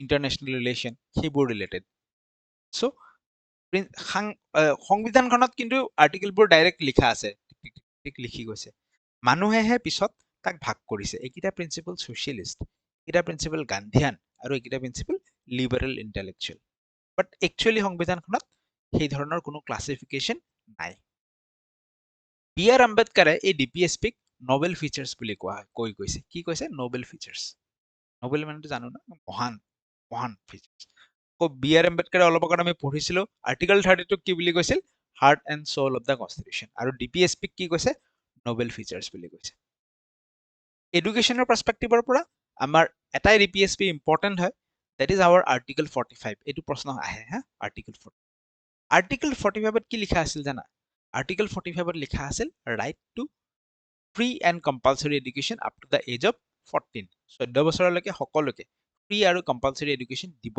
লাগে বুলি প্ৰথমতে আৰ্টিকল 45ত ডিপিএছপিৰ আণ্ডাৰত লিখা আছিল বাট চৰকাৰৰ কাৰণে সেইটো বাধ্যতামূলক নাছিল কাৰণ সি ডিপিএছপিত আছে নন জাষ্টিচিয়েবল 2002 চনৰ 86 কনষ্টিটিউচনেল এমেণ্ডমেণ্টৰ জৰিয়তে কি কৰা হ'ল এই যে ফ্ৰী এণ্ড কম্পালচৰি এডুকেশ্যন তাক ডিপিএছপিৰ পৰা লৈ ফেলে ক'ত ইনক্লুড কৰা হ'ল তাক ফাণ্ডামেণ্টেল ৰাইটত ইনক্লুড কৰা হ'ল আণ্ডাৰ আৰ্টিকল 21A এইখিনি আমি পঢ়িছো সি কি হৈ গ'ল এতিয়া ফ্ৰী এণ্ড কম্পালচৰি এডুকেশ্যনটো সি এতিয়া ফাণ্ডামেণ্টেল ৰাইট হৈ গ'ল চৰকাৰে দিবই লাগিব চ' ইয়াক আনি কেনি ইয়াতে ৰাখি দিলে এতিয়া আৰ্টিকল 45ত কি ভৰাব 6ৰ পৰা 14 বছৰলৈকে শিশুসকলে ফ্ৰী এণ্ড কম্পালচৰি এডুকেশ্যনটো পাবই তো আৰ্টিকল 45ত কি ভৰাই দিলে এইবাৰ যে 6 বছৰলৈকে শিশুসকলৰো early childhood care and education হ'ব এইটো সুধিব প্ৰশ্নত ঠিক আছে কি কৰি দিলে যে state two provide early childhood care and education ECCE ইয়াৰ ফুল ফৰ্মো সুধিব পাৰে what is ECCE early childhood care and education দিব লাগিব to all children until they complete the age of 6 years 6 বছৰলৈকে সকলো শিশুক early childhood care and education দিব লাগিব ক'ত লিখা আছে বৰ্তমান আৰ্টিকল 45ত লিখা আছে সেইকাৰণেই যে আমি অংগনবাড়ীবিলাক দেখো বাল বাটিকা চেণ্টাৰ্ছ অংগনবাড়ী আৰু কিবা কিবি আছে এনেকুৱা সেইবোৰ কিহৰ আণ্ডাৰত আহে ECCEৰ আণ্ডাৰত আহে আৰ্লি চাইল্ডহুড কেয়াৰ এণ্ড এডুকেশ্যনৰ আণ্ডাৰত আহে মনত থাকিব এডুকেশ্যন পাৰ্চপেক্টিভৰ পৰা বিএড এণ্ট্ৰেন্সৰ কাৰণে এইটো আমাৰ ইম্পৰ্টেণ্ট নেক্সট চ' এইটো এটা প্ৰশ্ন আহে যে ফাণ্ডামেণ্টেল ৰাইট আমি এমেণ্ড কৰিব পাৰোঁ নে নোৱাৰোঁ ঠিক আছে ফাণ্ডামেণ্টেল ৰাইটবিলাক এমেণ্ড কৰিব পাৰোঁ নে নোৱাৰোঁ চ' ডিপিএছ এই যে আমি দেখিলোঁ ডিপিএছপি আৰ্টিকল 45 সি আছিল কি ফ্ৰী এণ্ড কম্পালচৰি এডুকেশ্যন তাক আমি ফাণ্ডামেণ্টেল ৰাইট বনাই দিলোঁ চ' ডিপিএছপি বিলাক ইমপ্লিমেণ্ট কৰাৰ কাৰণে যদি প্ৰয়োজন হয় আমি ফাণ্ডামেণ্টেল ৰাইট এমেণ্ড কৰিব পাৰোঁ আমি দুটা এক্সাম্পল চালোঁ এটা হৈছে আমাৰ আৰ্টিকল 45 ডিপিএছপিত আছিল ৰাইট টু এডুকেশ্যন বনাই দিলে আন এটা এক্সাম্পল ৰাইট টু প্ৰপাৰ্টি সি অলৰেডি ফাণ্ডামেণ্টেল ৰাইটছত আছিল কিন্তু ৰাইট টু প্ৰপাৰ্টিয়ে ইনইকুৱেলিটি প্ৰমোট কৰি আছিল মই জমিনদাৰ মোৰ বিঘাই বিঘাই হাজাৰ হাজাৰ বিঘা মাটি আছে কিন্তু মোৰ গাঁৱৰ মানুহবিলাকে মোৰ মাটিত আহি খেতি কৰিব লাগে মোক গোটেই টেক্স দি কেনে দি থৈ যাব লাগে খেতিয়কখিনি বাঢ়িব পৰা নাই উঠিব পৰা নাই চ' এই যে right to property fundamental rights বনাই থলে সি ডিপিএছপিৰ এগেইনষ্টত গুচি গ'ল ইনইকুৱেলিটি প্ৰমোট কৰি আছে ত' ইয়াক আঁতৰোৱা এই লটোক কি কৰিবা আঁতৰাই দিয়া চ' ফাণ্ডামেণ্টেল ৰাইটছ আমি এমেণ্ড কৰিব পাৰোঁ এতিয়া যদিহে সি ডিপিএছপিক ইমপ্লিমেণ্ট কৰাত সহায় কৰে article 4 part 4 of the constitution অলপ আছে আৰু এটা point that is our fundamental duties আৰম্ভণিতে কৈছোঁ ফাণ্ডামেণ্টেল ৰাইটছ ক'ৰ পৰা আহিছে আমেৰিকাৰ পৰা अगर अमेरिका जैसा राइट चाहिए तो रशिया जैसा ड्यूटी भी तो निभाने पड़ेगी ফাণ্ডামেণ্টেল ডিউটিজ ক'ৰ পৰা আহিছে ৰাছিয়াৰ পৰা আহিছে ডিপিএছপিৰ আৰ্টিকল ক'ৰ পৰা ক'লৈকে আছিল আমাৰ ডিপিএছপিৰ আৰ্টিকল আছিল আৰ্টিকল 36ৰ পৰা 51লৈকে মানে এইখিনি আমাৰ ডিপিএছপিত আছিল এইখিনি ডিপিএছপিত আছিল 51ৰ ঠিক পিছতে নতুনকৈ এটা আৰ্টিকল সংযোজন কৰা হ'ল 51A 51ৰ ঠিক পিছতে এটা নতুন আৰ্টিকল 51A সংযোজন কৰা হ'ল যেতিয়া আম্বেদকাৰে কনষ্টিটিউশ্যন লিখিছিল তাত ফাণ্ডামেণ্টেল ডিউটিজ নাছিল পৰৱৰ্তী সময়ত 1976ত 42nd কনষ্টিটিউশ্যনেল এমেণ্ডমেণ্ট এক্ট 1976ৰ জৰিয়তে এই ফাণ্ডামেণ্টেল ডিউটিজ 51A ইয়াক কি কৰা হৈছে এড কৰা হৈছে ইয়াক যোগ কৰা হৈছে আৰম্ভণিতে নাছিল ঠিক আছে হ'ব আৰম্ভণিতে নাছিল ৰিপিট কৰিছোঁ 42nd কনষ্টিটিউশ্যনেল এমেণ্ডমেণ্ট এক্ট 1976ৰ জৰিয়তেহে ইয়াক যোগ কৰা হৈছে মনত থাকি যাব ঠিক আছে চ' এইটো ক'লোৱে যে USSR বা ছ'ভিয়েট বা ৰাছিয়াৰ পৰা ইনস্পায়াৰ হৈ ফাণ্ডামেণ্টেল ডিউটিখিনি লোৱা হৈছে যে ৰাইট থাকিলে ডিউটি থাকিবই লাগিব আমাৰ যদি অধিকাৰ আছে ত' আমাৰ কৰ্তব্যও থাকিব that is fundamental duty clear next very very important এখন কমিটি বনোৱা হৈছিল স্বৰণ সিং কমিটি ঠিক আছে স্বৰণ সিং কমিটি চ' এই স্বৰ্ণ সিং বা স্বৰণ সিং কমিটিৰ ৰেকমেণ্ডেশ্যন মতে তেওঁ কোৱা হৈছিল ইন্দিৰা গান্ধী চৰকাৰ আছিল যে তুমি কেইটামান ৰেকমেণ্ড কৰা মানুহৰ কি কি ফাণ্ডামেণ্টেল ডিউটি থাকিব লাগে যেনেকৈ আমাৰ জাতীয় পতাকা সন্মান কৰা হিষ্ট্ৰিকেল বস্তুবিলাকক সন্মান কৰা ফ্ৰীডম ফাইটাৰ্ছসকলক সন্মান কৰা এনেকুৱা কিছুমান ডিউটি আছে লিষ্ট এখন বনালে ঠিক আছে আৰম্ভণিতে 10টা আছিল পিছত 11 নম্বৰ ফাণ্ডামেণ্টেল ডিউটিটো যোগ কৰা হ'ল 11 নম্বৰ ফাণ্ডামেণ্টেল ডিউটিটো আকৌ আমাৰ কাৰণে ইম্পৰ্টেণ্ট এডুকেশ্যনৰ ষ্টুডেণ্টসকলৰ কাৰণে ইম্পৰ্টেণ্ট, BEd এণ্ট্ৰেন্স দিব লগা, টেট দিব লগা সকলৰ কাৰণে ইম্পৰ্টেণ্ট। কি হয় 11 নম্বৰ ফাণ্ডামেণ্টেল ডিউটি আমি চাম, বাট স্বৰণ সিং কমিটিয়ে 10টা ফাণ্ডামেণ্টেল ডিউটি ৰেকমেণ্ড কৰিলে, সেইকেইটা পিছত কনষ্টিটিউশ্যনখনত এড কৰা হ'ল আণ্ডাৰ আৰ্টিকল 51A। ঠিক আছে, অ'কে। আমাৰ কাৰণে আকৌ ইম্পৰ্টেণ্ট 11 নম্বৰটো। 11 নম্বৰ ফাণ্ডামেণ্টেল ডিউটি কেতিয়া এড কৰা হৈছে? এই যে 2002 চনৰ কথা আমি কওঁ, 86 কনষ্টিটিউশ্যনেল এমেণ্ডমেণ্ট এক্ট, তাৰ জৰিয়তে যে আমি কৈছিলো যে ৰাইট টু এডুকেশ্যন দিব লাগে, চৰকাৰৰ ডিউটি, হয় নাই? এইখিনি সময়তে এটা নতুন ফাণ্ডামেণ্টেল ডিউটি যোগ কৰা হৈছিল। 51A ফাণ্ডামেণ্টেল ডিউটি আছিল নহয়, ইয়াৰে ভিতৰত K নম্বৰ মানে 11 নম্বৰ ফাণ্ডামেণ্টেল ডিউটি এটা যোগ কৰা হৈছিল। 11 নম্বৰ ফাণ্ডামেণ্টেল ডিউটি, যিটোৰ জৰিয়তে কয় যে চৰকাৰৰ দায়িত্ব যে শিশুক ৰাইট টু এডুকেশ্যন দিব লাগে, মাক দেউতাকৰো দায়িত্ব যে তুমি স্কুলত পঠাব লাগে। পেৰেণ্টছৰ ৰেছপনচিবিলিটিৰ কথা কোৱা হৈছে under 51A within bracket K fundamental duty newly added in 2002 নহয় 2002 86th কনষ্টিটিউশ্যনেল এমেণ্ডমেণ্ট এক্ট 2002। কি কৈছে যে পেৰেণ্টছৰো, চৰকাৰৰ যদি duty right to education provide কৰিব লাগে, পেৰেণ্টছৰো এইটো ডিউটি যে তুমি স্কুলত পঠাব লাগে আৰু অলপ চলপ কেয়াৰ ল'ব লাগে। ক্লিয়াৰ হৈছে? So fundamental duties, this portion is finished. Part 1, 2, 3, 4 finish. Fundamental duty to actually part 4A. কোনটো পাৰ্টত আছে এইটো লিখা আছে, part 4A আছে। ক'ত আছে বোলে? part 4A আছে। হ'ব, নেক্সট টপিকলৈকে আমি যাব পাৰোঁনে? মুভ কৰোঁ নেক্সট টপিকলৈকে। প্ৰশ্ন এইবোৰৰ পৰা আহে, every point is important. Next topic is our official languages of India. কনষ্টিটিউশ্যনত যে কেইটামান লেংগুৱেজ নাম লিখা আছে নহয়, 22টা ভাষা বুলি কৈ থাকোঁ আমি, সেই 22টা ভাষাৰ অফিচিয়েল লেংগুৱেজেছ। চ' অফিচিয়েল লেংগুৱেজৰ আৰ্টিকলটো হৈছে আমাৰ আৰ্টিকল 343। 343 উইদিন ব্ৰেকেট 1 তাত কি কোৱা হৈছে যে আমাৰ অফিচিয়েল লেংগুৱেজ কি হ'ব? The official language of union shall be Hindi in Devanagari script. Official language কি বুলি কৈছে কনষ্টিটিউশ্যনে? হিন্দী বুলি কৈছে। Under which article? 343 within bracket 1। হ'ব, ষ্টেটৰ আকৌ বেলেগ থাকিব পাৰে, বাট এজ এ হ'ল ইউনিয়নৰ অফিচিয়েল লেংগুৱেজ হিন্দী বুলি কৈছে under article 343 within bracket 1। Hindi in what script? Devanagari script. Devanagari script মানে কি? মই হিন্দীটো হিন্দী স্ক্ৰিপ্টত লিখিব লাগিব। মই যদি হিন্দীটো ক্যা কাটে হো, আমাৰ অসমীয়া হিন্দী না, ক্যা কাটে হো, এই ক্যা কাটে হো এনেকে লিখিলে, ইংলিছত লিখিলে নহ'ব। আমি এইটো এনেকে লিখিব লাগিব ন, এনেকুৱা লিখিব লাগিব। ঠিক আছে, তো এইটো যি নহওক আৰু এইবিলাক বাদ দিয়া। ঠিক আছে, নেক্সট ইংলিছৰ কথা কি কৈছে? English additional official language. এইটো প্ৰশ্ন সোধে যে ইংলিছৰ দৰ্জা, ইংলিছৰ ছিগনিফিকেঞ্চ কি ধৰণে লিখা আছে, উল্লেখ আছে কনষ্টিটিউশ্যনত? এডিশ্যনেল অফিচিয়েল লেংগুৱেজ বুলি উল্লেখ আছে। নেক্সট, এই যে আমি কৈ থাকোঁ 22টা সংবিধান স্বীকৃত ভাষা আছে, এই 22টা ভাষাৰ লিষ্টখন ক'ত লিখা আছে? আমি পঢ়িছোঁ ইতিমধ্যে, স্কেডিউল যেতিয়া পঢ়িছিলোঁ 8 নম্বৰ স্কেডিউলত লিখা আছে। ক'ত লিখা আছে? 8 স্কেডিউল, 8 নম্বৰ স্কেডিউলত 22টা ভাষাৰ এটা লিষ্ট আছে। অৰিজিনেলি 22টা ভাষা নাছিল, অৰিজিনেলি কেইটা ভাষা আছিল? 14টা ভাষা আছিল। পৰৱৰ্তী সময়ত লাহে লাহে কনষ্টিটিউশ্যন এমেণ্ড কৰি পেলাই আন ভাষাবোৰ এড কৰা হৈছে। অসম ৰিলেটেড ভাষাটো, অসমীয়াৰ কথা প্ৰথমতে আহিব। অসমীয়াটো অৰিজিনেলি যে 14টা ভাষা আছিল, তাত অসমীয়া অৰিজিনেলি ইনক্লুডেড আছিল, গতিকে সেইটো নুসুধে। সুধিব কি যে বড়ো ভাষাটো কেতিয়া ইনক্লুড কৰা হ'ল? বড়ো ভাষা অৰিজিনেলি ইনক্লুডেড নাছিল। 92 নম্বৰ কনষ্টিটিউশ্যনেল এমেণ্ডমেণ্ট এক্ট 2003ৰ জৰিয়তে এই বড়ো ভাষাটো যোগ কৰা হৈছে। ঠিক আছে, কৰা হৈছে কেতিয়া? বড়ো ভাষাটো 92nd constitutional amendment act of 2003ৰ জৰিয়তে বড়ো লেংগুৱেজ যোগ হৈছে। Is it clear? হ'ব, এই কনষ্টিটিউশ্যনেল এমেণ্ডমেণ্ট এক্টবিলাকটো পিছত আকৌ লিষ্ট হিচাপে আছে, ৰিভাইজ কৰি ল'ব পাৰিবা।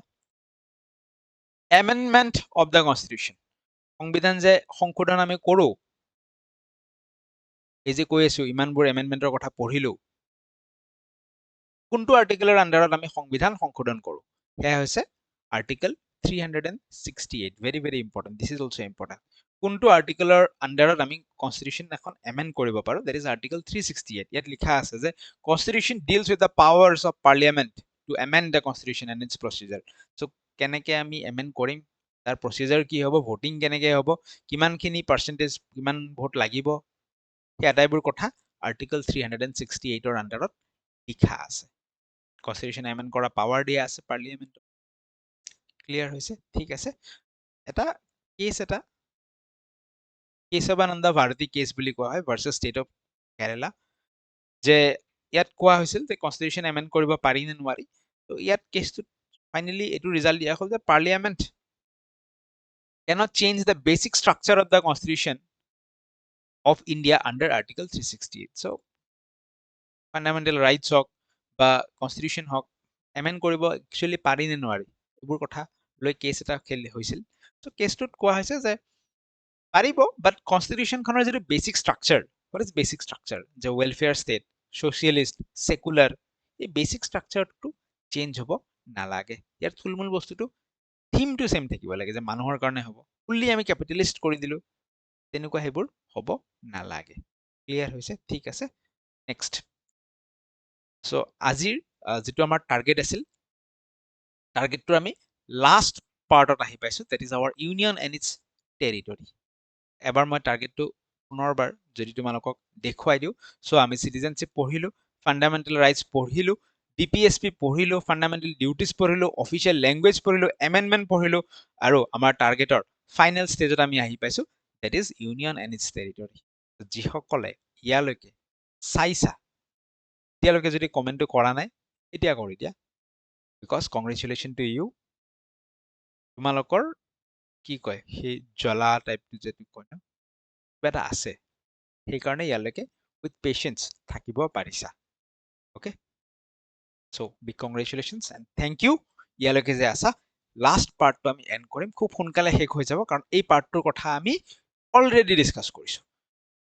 ইউনিয়ন এণ্ড ইটছ টেৰিটৰী ক'ত আছে? পাৰ্ট 1 অফ দ্য কনষ্টিটিউশ্যনত আছে, হয়নে?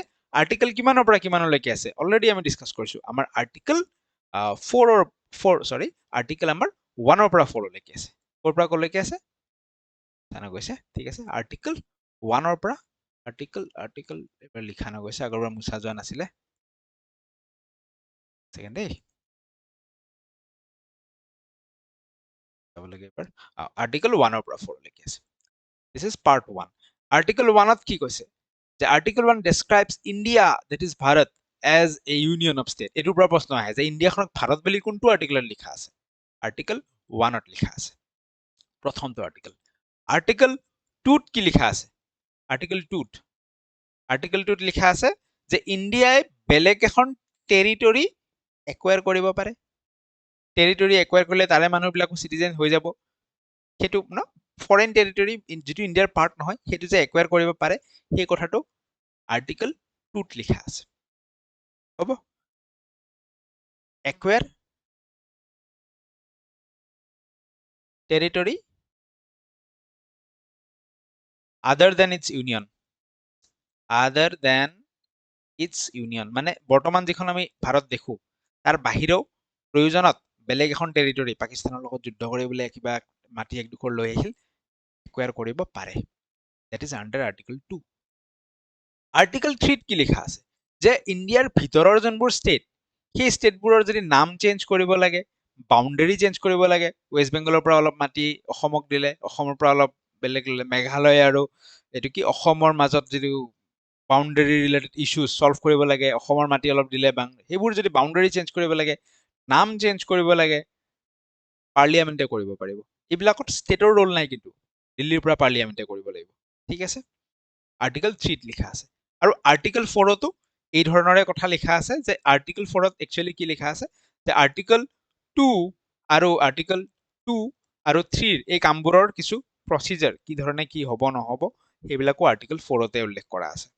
থুলমূলকে আমি গম পালো, আৰ্টিকল 1ৰ পৰা 4লৈকে ইউনিয়ন এণ্ড ইটছ টেৰিটৰী, ভাৰতৰ নাম, ইণ্ডিয়াখনকে ভাৰত, 2ত একুৱায়াৰ কৰিব পাৰো, 3ত নাম চেঞ্জ কৰিব পাৰো, বাউণ্ডেৰী চেঞ্জ কৰিব পাৰো, 4ত নিয়মসমূহ লিখা আছে, 2 আৰু 3ত কি ধৰণে আমি চেঞ্জ কৰিম, কিবা চেঞ্জ আনিবলগীয়া হলে। ক্লিয়াৰ? নেক্সট কি কৈছে? এইটো প্ৰশ্ন সোধে যে ফাৰ্ষ্ট লিংগুইষ্টিক ষ্টেট কোনখন? আৰম্ভণিতে যেতিয়া ভাৰত স্বাধীন হৈছিল, যিসমূহ ৰাজ্য বনোৱা হৈছিল, এতিয়া অসম, অসমীয়া, বেংগল এই লেংগুৱেজৰ বেচিছত নাছিল, এডমিনিষ্ট্ৰেটিভ ইজৰ কাৰণে আছিল, কিছুমান ৰিজন ভগোৱা আছিল, বাট লাহে লাহে কি হৈ গ'ল যে লেংগুৱেজৰ বেচিছত, যেনেকে বড়োসকলে বড়োলেণ্ড ডিমাণ্ড কৰিছে, লেংগুৱেজৰ বেচিছত ডিমাণ্ডবোৰ বাঢ়িবলৈ ধৰিলে। চ' সেই হিচাপত প্ৰথম যিটো লিংগুইষ্টিক ষ্টেট আছিল সেয়া হৈছে আমাৰ Andhra Pradesh. Andhra Pradesh was the first linguistic state. এইটো প্ৰশ্ন বহুবাৰ পাইছো। কেতিয়া ফৰ্ম হৈছিল? 1953 ফৰ্ম হৈছিল। দেখিছো ভাৰত স্বাধীন হোৱাৰ বহু পিছত। এজন মানুহ আছিল পট্টি শ্ৰীমালু, এওঁৰ নামটোও সোধে। চ' পট্টি শ্ৰীমালু তেওঁ কি কৰিছিল? হাংগাৰ ষ্ট্ৰাইক অনশন কৰিছিল, যে আমাক বহুত মুভমেণ্ট হৈছিল, আন্দোলন হৈছিল, আৰু ফাইনেলি তেওঁ হাংগাৰ ষ্ট্ৰাইক অনশন কৰিছিল, যে ছেপাৰেট ষ্টেট ডিমাণ্ড কৰি। ফাইনেলি ঢুকালে নেকি, আই এম নট চিয়'ৰ, কোনোবাই জানা যদি কমেণ্টত দিবা। আই থিংক ঢুকালে নে বহুত বেয়া অৱস্থা হৈ গ'ল, কিবা এটা হ'ল, যাৰ কাৰণে ফাইনেলি অৱশেষত চৰকাৰে দিবলৈ বাধ্য হৈ গ'ল। Clear? Andhra Pradesh is the first linguistic state 1953। আৰু লিডাৰ কোন আছিল? পট্টি শ্ৰীমালু। পট্টি শ্ৰীমালু, শ্ৰীৰামুলু, বাৰু যি নহওক, প্ৰয়োজন নাই আমাৰ, অপশ্যন দেখিলে হ'ল, আমি পট্টি দেখিলে হ'ল। অ'কে, ছিকিমো কৈছো আৰম্ভণিতে ইণ্ডিয়াৰ পাৰ্ট নাছিল। পৰৱৰ্তী সময়ত কিমান চনত? 1975ত ছিকিমখনক ইণ্ডিয়াৰ পাৰ্ট, ইণ্ডিয়াৰ লগত সংযোজন কৰোৱা হ'ল। আৰ্টিকেল মানে কোনটো amendment? 36th constitutional amendment act of 1975ৰ জৰিয়তে ছিকিমক, ইয়াৰ আগতেই হৈছিল একচুৱেলি, 1972তেই সংযোজন কৰোৱা হৈছিল। 1975ত ফুল ফ্লেজেড ষ্টেট হিচাপে তেওঁক দৰ্জা দিয়া হ'ল, কি কৰা হ'ল বুলি ক'ব, এইটো মনোনীত কৰা হ'ল, বা কি এটা দিয়া হ'ল, আৰু বুজি পাইছো আমি, ফুল ষ্টেট হিচাপে ঘোষণা কৰা হ'ল। কেতিয়া? 1975ত। কোনটো constitutional amendment act? 36th constitutional amendment act. ভিডিঅ'সমূহ শ্বেয়াৰ কৰিবা। থেংক ইউ ছ' মাছ যিসকলে তোমালোকে ইয়ালৈকে আছা। এবাৰ যদি মনত পেলোৱা, পাৰ্ট 1ত কি আছে? এবাৰ যদি মনত পেলাব পাৰা তোমালোকে, পাৰ্ট 1ত কি আছে? আৰ্টিকেল 1ৰ পৰা 4 কিহৰ বিষয়ে? Union and its territory. Part 2ত কি আছে?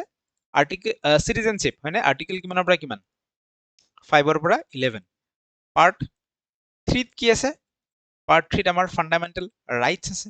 গোটেই পাৰ্ট 3ৰ আৰ্টিকেল বুলি ক'লে 12ৰ পৰা 35লৈকে, বাট ফাণ্ডামেণ্টেল ৰাইট বুলি ক'লে 14ৰ পৰা ক'ব লাগিব 32লৈকে।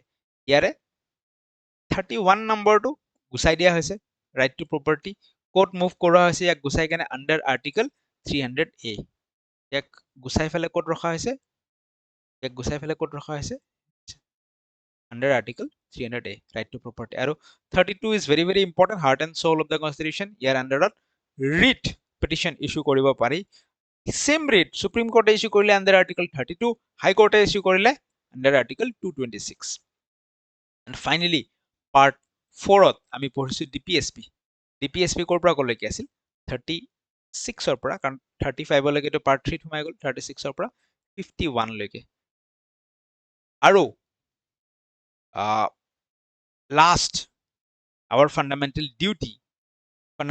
ডিউটি আমাৰ আছে 51A। ইয়াৰো ভিতৰত আমাৰ কাৰণে যিটো important education related, that is 51A within bracket K। Clear? So' that's all for today. Thank you so' much যিসকলে গাইড বুকখন ল'ব বিচাৰা। Only 149 rupees. কিমান? Only 149 rupees. এই গাইড বুকখন তোমালোকে ল'ব পাৰিবা, ৰিভাইজ কৰিব পাৰিবা গাইড বুকখনৰ পৰাই। বাকী আৰু বহুত বস্তু আছে B.Ed এণ্ট্ৰেন্সৰ কাৰণে। খুব ভাল ষ্টাডি মেটেৰিয়েল এই গাইড বুকখন, তোমালোকে ল'ব পাৰিবা। স্ক্ৰীনত দিয়া নম্বৰত হোৱাটছএপ কৰিবা। থেংক ইউ ছ' মাছ। পুনৰ লগ পাম আহিবলগীয়া ক্লাছত। ছাবস্ক্ৰাইব কৰি থবা।